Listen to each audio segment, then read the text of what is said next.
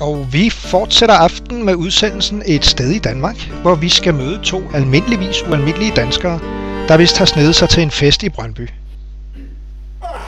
Det var sgu alligevel rart at få noget i skrutten, hva'? Ja, det var det. Selvom det var... var jo ikke helt der.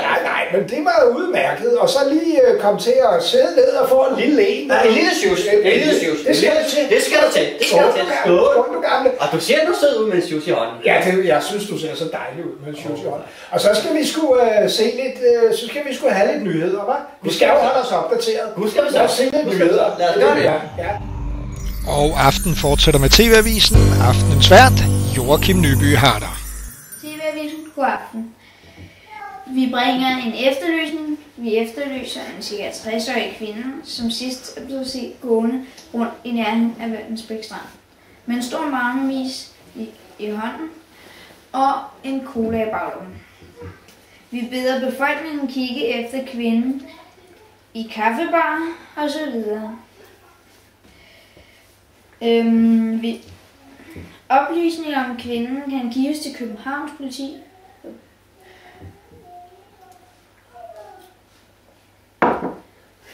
På 2020 1448.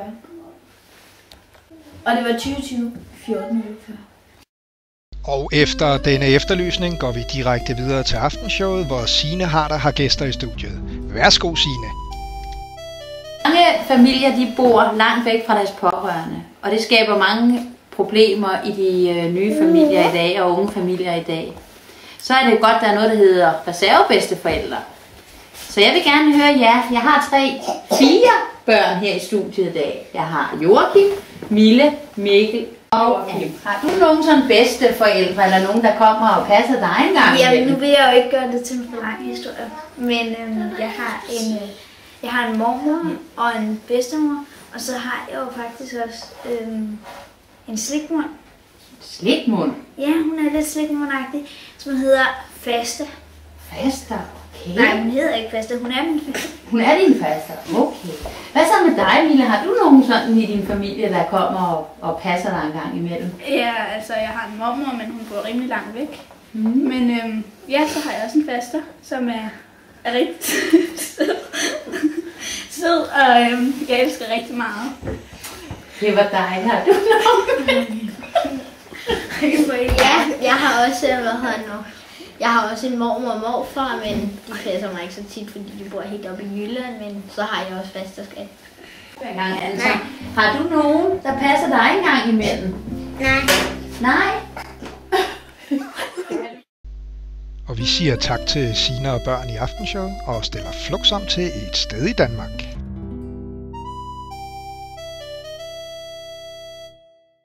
Det ellers, altså vinen her, jeg synes, den er sådan lidt, jeg tror, altså den har ikke kostet, den er under 300 kroner flasken, ikke?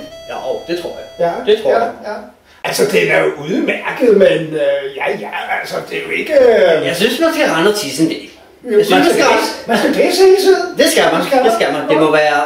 Kan det være noget, hun har hentet nede syd for grænsen? Jeg tror sgu, det er fra Tyskland, det tror jeg. Det tror jeg. Jeg tror, hun har nogen til at køre turen for sig, og så leverer de det. Det kunne godt falde hende ind, tror jeg. Så får man så noget falderat tilbud der. Ja. Det gør man. Hun er jo kendt for at spare lidt. Hun sparer meget. Ja.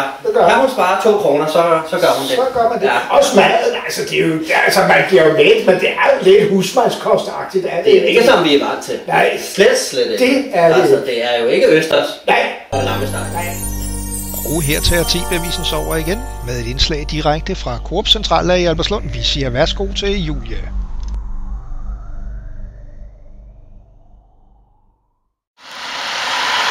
Vi står ude for en Coop Albertslund med indkøbs- og logistikchef, hvor der tegner sig en meget usædvanlig tendens. Det er meget mystisk, det der foregår i øjeblikket. Vi oplever en mærkelig tendens på vores frysevarer. Og det der sker, det er, at vi ser et specielt stigende salg her midt i finanskrise og sne og kulde, at Magnum mandelisen, den simpelthen bliver solgt mere end nogensinde. Kan I sige noget mere om, hvor de is forsvinder hen? Først så mistænkte vi den islandske mafia for at stå bag en voldsom transport af Magnum Mandelisen til Island. Men nu har vi sporet den usædvanlige tendens tilbage til Superbrugsen i Vallensbæk, hvor vi via vores overvågningskamera mistænker denne kvinde. Det er yderst vigtigt, at vi finder frem til mistænkte kvinde, da vi ved, at isen kan være stærkt vanedannende, og hun har brug for at komme i behandling for sit misbrug. Og pas på derude, hun kan være bevæbnet med dåsekolaer. Og fra Coop Centrallager videre til Kvickly i Jyllinge, hvor Christina vist har fået fat på butikschefen, der har yderligere oplysninger om den mystiske dame. Butikschef Simone Harder. Simone, kender du noget til den mistænkte? Har du set den mistænkte? Ja, det vil jeg sige, jeg helt bestemt har. Jeg har set hende meget hos Valeriki, og især blandt vores udsalgskasser. Udsalgskasser, siger du? Ja, udsalgskasser. Hvad laver hun dog der? Ja, hun ruder meget i dem, og hun vil holde styr på flere af vores udsalgsvarer på én gang. Og det gør meget, at vores kunder klager. Ja, hvad klager de over?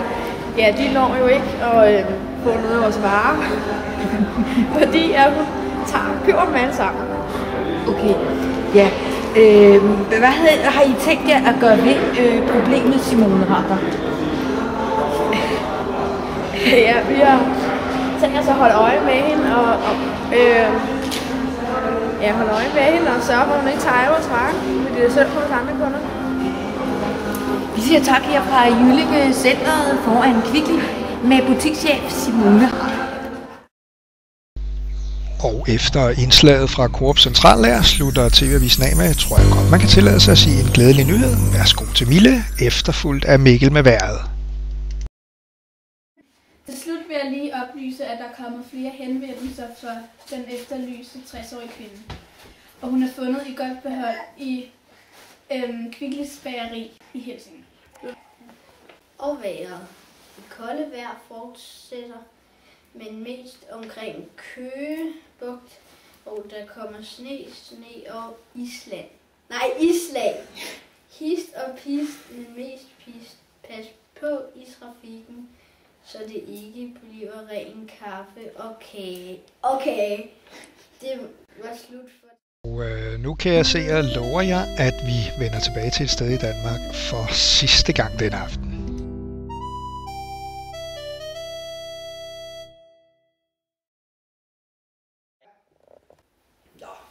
Men det er sgu da lidt sløjt med musikken. Synes du det? Det synes jeg, ja. Synes du ikke, der er ordentlig musik? Jeg synes, det er lidt sløjt med sangene til denne fødselsdag. Er det ikke det? Men det må vi da gøre noget ved så. Det må vi gøre noget ved. Vi er da nødt til at lave noget musik så. Det bliver vi da nødt til. Det er da det, vi gør. Det gør vi. Jeg synes nu, du er så sød, når du synger. Ej, jeg synes nu, du er mest sød. Synes du, jeg er sød? Ja, jeg synes, du er dejlig, når du synger. Jeg husker tydeligt dengang. Jeg synes, du er dejlig. Okay. Du er sød. Ja. Jamen, vi efterkommer da gerne ønsket og snupper her et stykke med musik. Hvis du ikke tager min Magnum, Og min kaffe ikke bliver kold, Når jeg bare får min sukker, så er alt under kontrol. så gør du mig så glad, at jeg får lyst til et udsalg. Vinde er så rar, det er faster. Ha ha ha ha ha ha. Det er mor. Ha ha ha ha. Det er sviger. Ha ha ha.